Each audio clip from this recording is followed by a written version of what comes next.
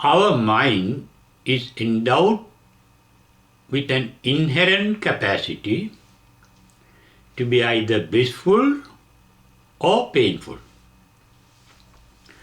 Both the mental bliss and the mental pain are generated by the mental energy.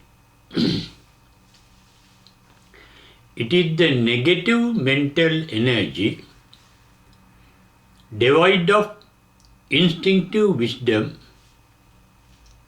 that breeds mental pain. It is the positive mental energy, integrated with instinctive wisdom, that breeds mental bliss. That means mental pain means the absence of wisdom, and mental bliss means the presence of wisdom in the mind.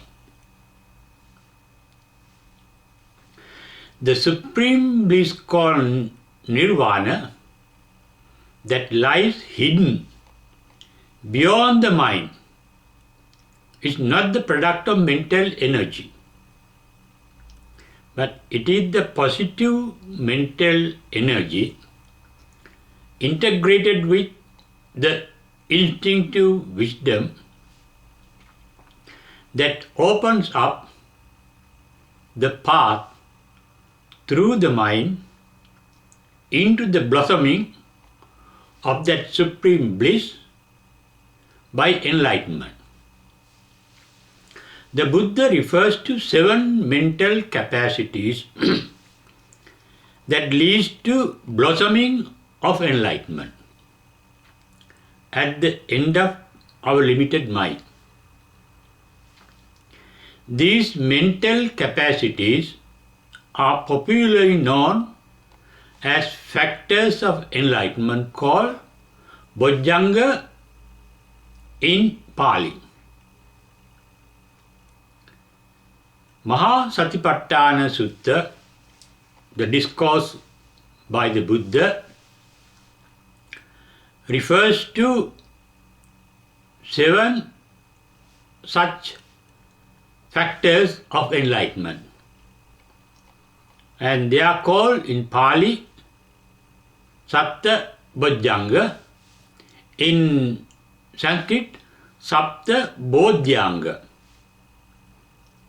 Here the Bodhi means understanding, realization. The factors that leads to the realization of the Supreme Bliss called Nirvana. These 7 factors are named in Pali as Sati. Sati means awareness, attentiveness. That is a mental factor. It's a mental capacity, a benevolent mental capacity. Dhamma Vichaya, that is inquiring or investigating into what the mind becomes aware. Then Virya. Virya is energy. We may call it spiritual energy that leads to bliss.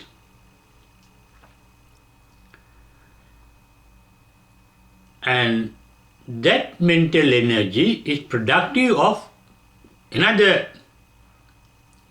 mental factor of enlightenment called Piti. Piti may be translated into English as altruistic joy, the delight. The delight of being tranquil and peaceful in mind through that spiritual energy. The delight of being spiritually uplifted, in fact. Then comes the Passaddhi. Passaddhi is both the mental and physical tranquility, the lightness of the mind and the body. Or that means being light-hearted, passaddhi. The lightness of the body, the delight of the body. The physical delight is called kaya passaddhi. The mental delight is called chitta passaddhi. This happens in meditation. Because of that light-heartedness, lightness of the body and the mind get absorbed in a trance, the tranquility, absorption called samadhi. And that samadhi is endowed with another factor of enlightenment called upekkha. Upekkha is translated into English as tranquility. It is a mind free from conflict. The mind capable of taking things as they are without getting disturbed. That means when mind is absorbed in a trance, it is completely tranquil and peaceful. And also it is silent, it is not thinking. Thinking is a disturbance of the mind. Therefore, it is the result of a silent mind, tranquil mind, mind of peace. These 7 factors are explained by the Buddha in the Mahasatipatthana Sutta. Just we look at the words of the Buddha describing the basic factor of enlightenment called sati, awareness. This is how the Buddha described them in the Buddhist meditation called Dhammanupassana. Here Dhamma means the mental capacities. The mental capacities can be benevolent or malevolent, but here the Dhamma is benevolent mental capacities. Adhamma means malevolent mental capacities. Here, therefore, Dhamma in relation to Adhamma means the benevolent mental capacities productive of the Supreme Bliss. This is how the Buddha starts in describing these 7 factors of enlightenment or capacities. Punacha param bhikkhave bhikkhu dhammesu dhammanupassī viharati. In meditation, his disciples start being aware of the mental capacities, the different type of mental energy that comes up to the mind, the mental activities we call. And these capacities, the benevolent capacities are satta bojjhangesu. Katancha bhikkhave bhikkhu dhammanupassī viharati. How do these bhikkhus or Buddha's disciples practice the awareness of mental capacities? First capacity for enlightenment, factors of enlightenment called awareness. That is, being aware of one's own awareness. It means being conscious that one is aware of some object of the mind. Now, for example, when mind is aware that the body is breathing, that is called anapanasati, awareness of breathing in and out. Similarly, when one hears, being aware of the hearer. That is being aware of sensory experiences, being aware of all sensations, irrespective whether they are painful or blissful. Then this awareness he referred to as sati Bojjhanga attime ajjattan sati sabbojjhang goti pajanati. Janati is to know, as I explained earlier.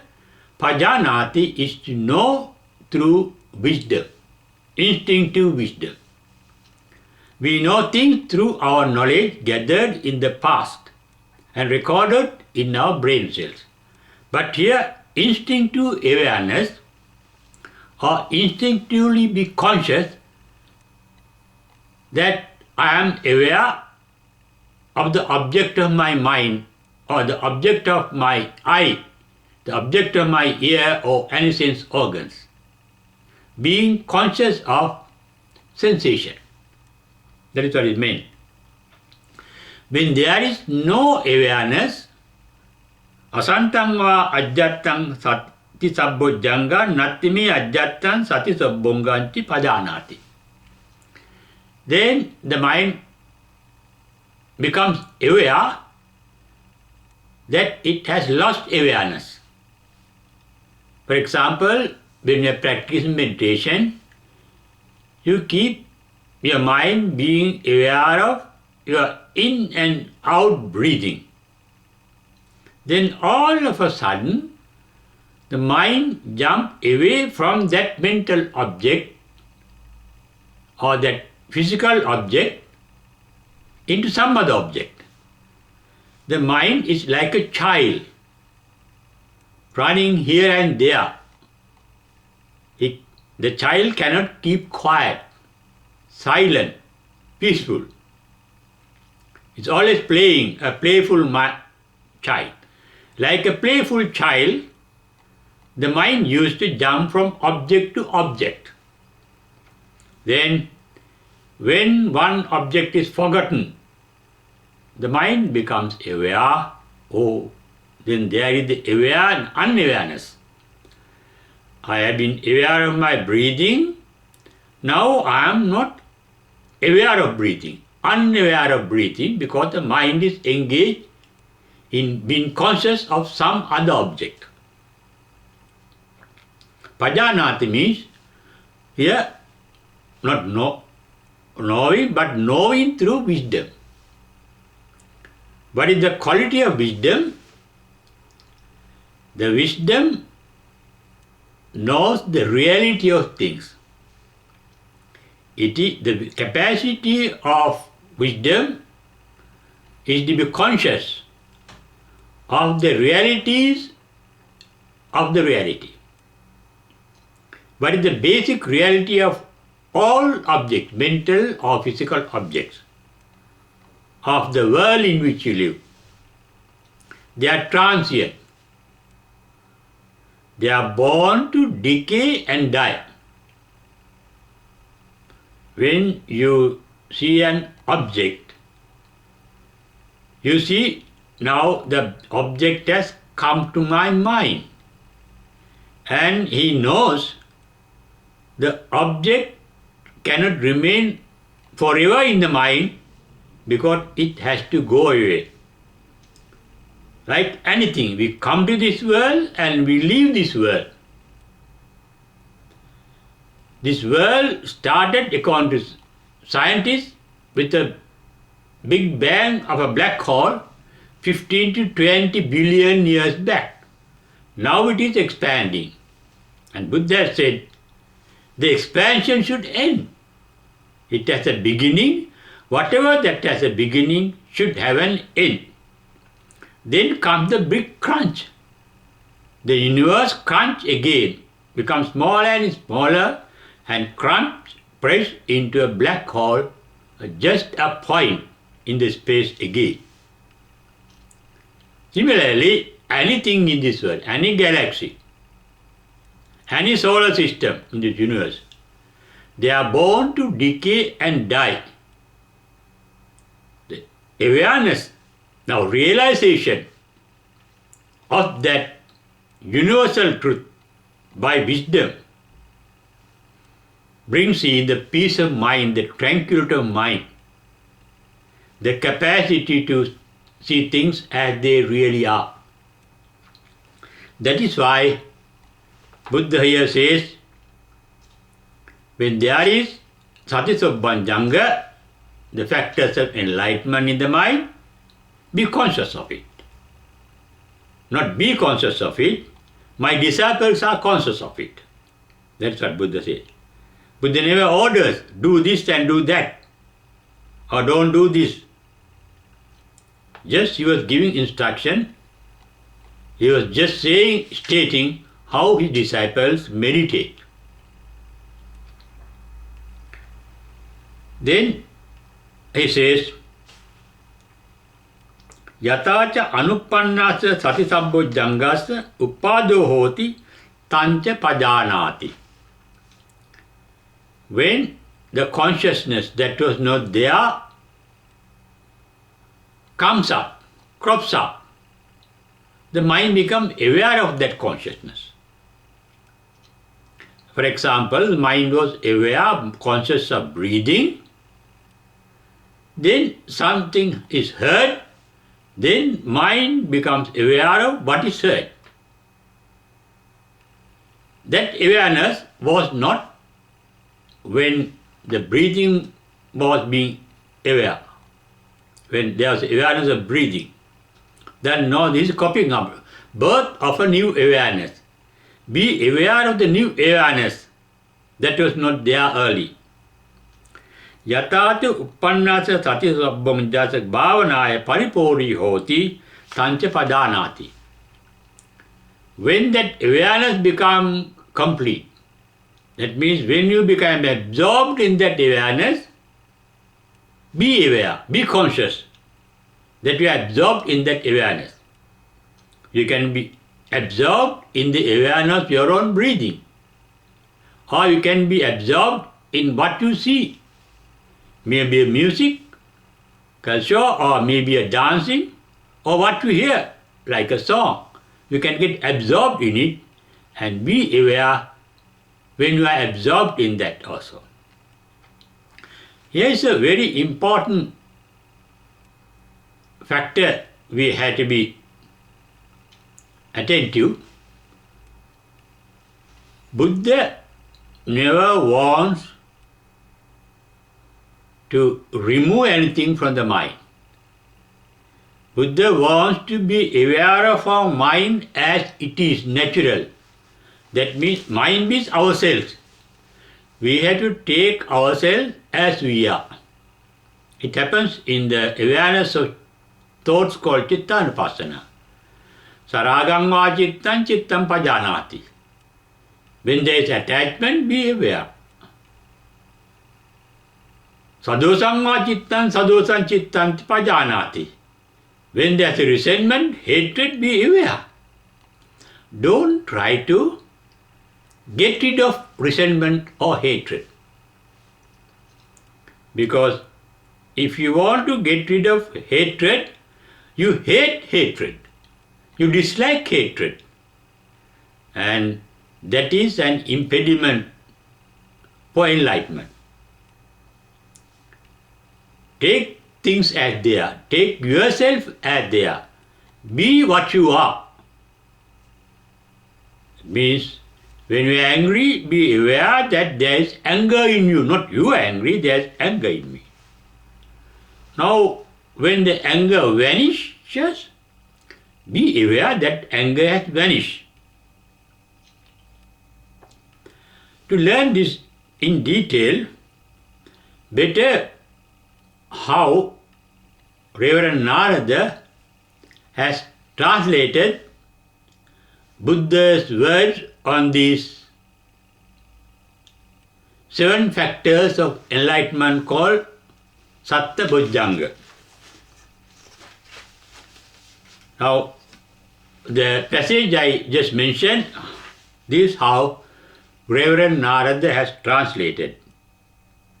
When the enlightenment factor of mindfulness, that is called Satisabhojjhanga, is present in the mind. He knows, the Buddha disciple, meditative disciples knows that there is awareness in his mind. I have the enlightenment factor of mindfulness, you see. That is, he is aware there is the awareness of mindful factor in me. And when it is not present, he knows well that it is absent. Now, the awareness of a particular object has vanished. He knows well how the arising of the non-illusion enlightenment factor, that is awareness. For example, I mentioned, you become constantly aware of your own breathing. All of a sudden you hear something and the awareness is diverted from the breathing into that sound. All of a sudden you remember something.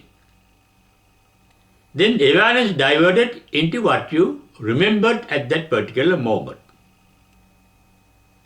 That is a new awareness. The remembrance is being aware of the remembrance is a new awareness. Being aware of that sound is a new awareness. And be aware how it has arisen and how it is arising. How the fulfillment of that meditation also. When there is the fulfillment of awareness, that it means absorption in that awareness, be aware of that. That means be conscious of your own consciousness. Be aware of your own awareness. In meditation called Dhammanupassana. Then he comes to the second factor I said, Dhamma Vichesa Bojjhanga, Reverend Nada translated as investigation of reality. I mentioned the reality of things, the basic reality, anicca, dukkha, anattata, birth, decay and death, jati, jara, marana. Be aware of the basic reality. Investigating into the reality. You become aware of something present. Then at that moment, be aware of the reality of that present object or present being or present thing. What is the reality of it? That present cannot last long. It has arisen and that presentness must fade away. There is beauty. The beauty is skin deep.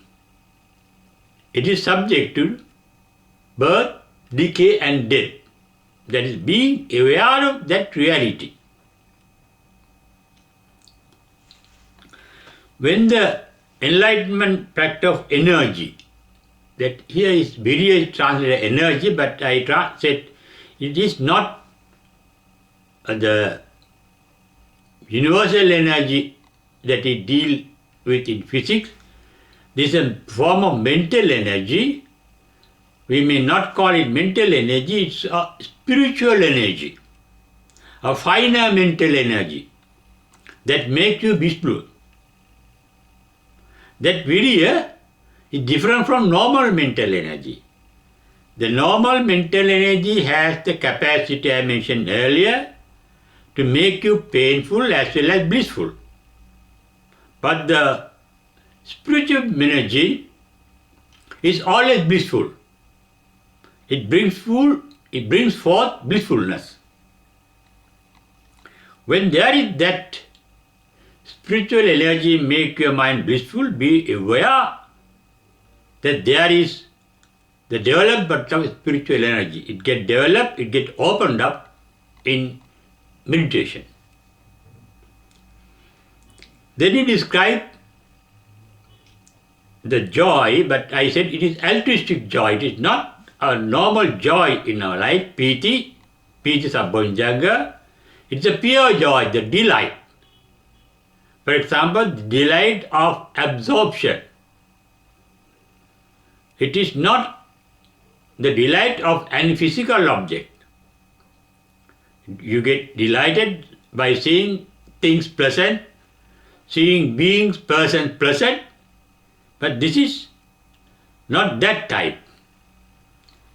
It is a self-created, unconditional bliss of mind, in the heart of the mind, in absorption, without being conscious of any other object, you find a great delight, a joy in the mind, and that is called altruistic joy. And piti in Pali.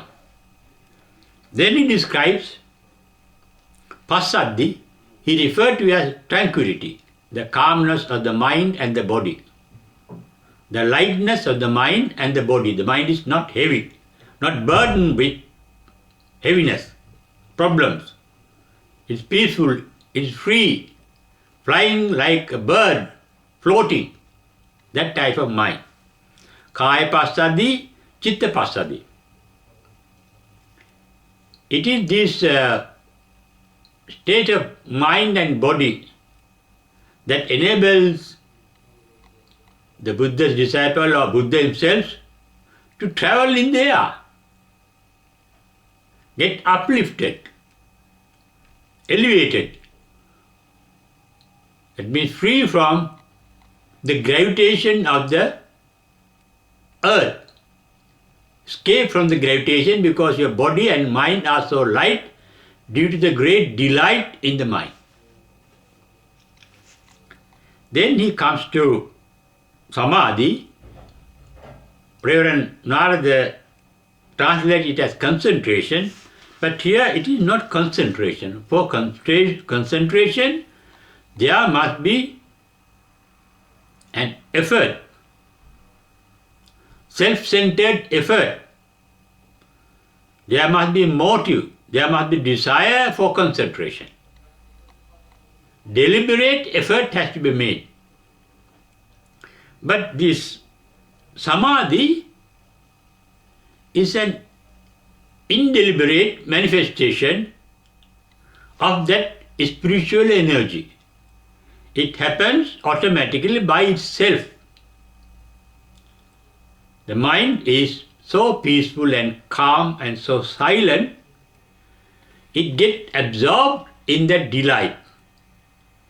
And that absorption is called samadhi. Then there is the other factor in that samadhi. It is free from all conflict. There are conflicts in the mind when there are boundaries in the mind. This spiritual delight is boundless. It is not confined to you, the delight is there. Our body has its own boundaries. What we call ourselves, our knowledge has its boundaries. When you call you and I, there are boundaries. Here, the mind is free and boundless like the sky, so light. It has no boundaries. The space has no boundaries. The space of the universe, it becomes boundless. Therefore, when the absorption becomes boundless, it is a state of tranquility, equanimity, translated, free from all conflicts, peacefulness. This description of the factors of enlightenment shows in Buddhist meditation, we are not doing anything. Buddha has never asked us to do meditation or asked to do anything, even in meditation. Even in Mahasatipatthana Sutta, Buddha makes no orders, gives no direction directly. All his directions are only indirect instructions, saying, this is how my disciples behave in their meditation. Now, with regard to this Dhammanupassana, In Dhammanupassana, I referred to earlier, we discussed in the previous dialogue, the malevolent mental capacity that prevents the Supreme Bliss. Now today, we are dealing with the benevolent mental capacities that ultimately leads to enlightenment. Although I said the Supreme Bliss called Nirvana is hidden in our mind, it is not really a correct statement. It is for the facilitating of understanding. I mentioned Nirvana is in our mind. Really, the Nirvana is beyond the mind. The mind is a physical entity. Our mind is made of physical energy. The mental energy is the product of our physical energy. It is because we have a body that we have a mind.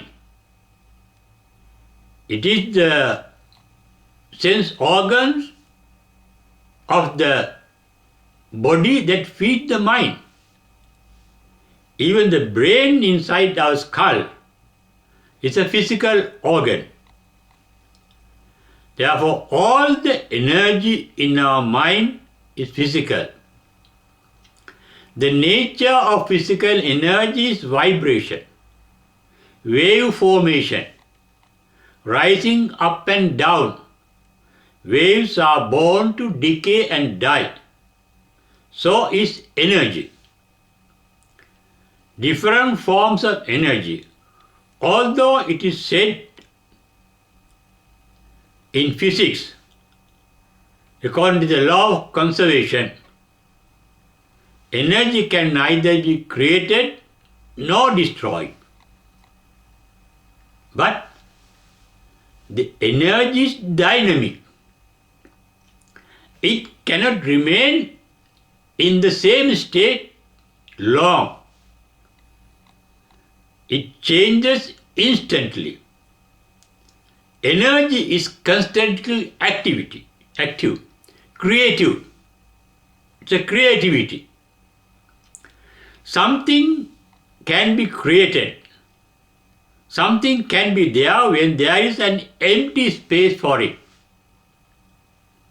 You are there because you have an empty space to be in. I am here because there is an empty space for me to be here. That space is not something created. Similarly, the mental energy is a creation, it's a creativity identified in religions, some religions, theistic religions, as a creator, creative God that I mentioned in our previous dialogue, discussion. Nirvana is not created. In describing Nirvana, the qualities of Nirvana, Buddha said, it is ajata, it is not born. Our thoughts, our feelings, our sensations are born. But Nirvana is not born. Because whatever that is born is subject to decay and death. Ajata. Abhuta. It is not a thing that happens. That emptiness, that peacefulness, all is there. The disturbance of the mind comes up and goes away. But that disturbance is in a peaceful state. That peaceful state, even in the universe, is not born and is not created, abhuta, not happened.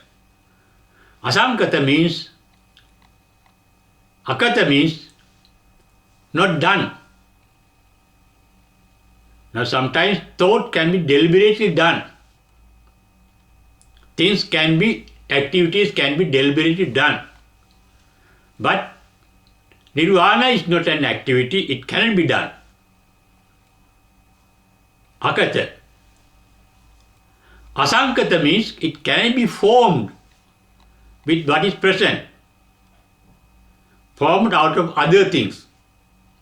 It can be composed, asankata. Therefore, when I say Nirvana, Supreme Bliss, it is beyond our mind. As I mentioned at the very beginning, it is going to the boundaries of our mind that we can get enlightened. Our mind we call what we know. Our knowledge is limited. The knowledge recorded in our memory cells are limited. Nirvana cannot be realized by limited Dhamma, phenomenon or phenomena, because Nirvana is boundless, and it is to realize this Nirvana, however, although it is not in our mind, it is in touch with our mind because it is at the boundary of our mind. Our mind is our self.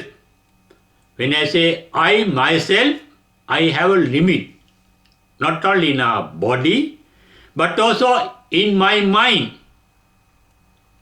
Therefore, Nirvana is beyond the limit of my mind. The limits are there, therefore there should be a center of the limit. When there is a limited space anywhere, it can have a center. But Nirvana has no center. It is not self-centered. You cannot say Nirvana is mine. You can say my mother, my father, my wife, my husband, because they are limited entities. They are there for a limited time. But Nirvana does not belong to you or myself. It is a boundless, universal factor. It is to realize this factor that we have to use these benevolent mental capacities called Bojjhanga.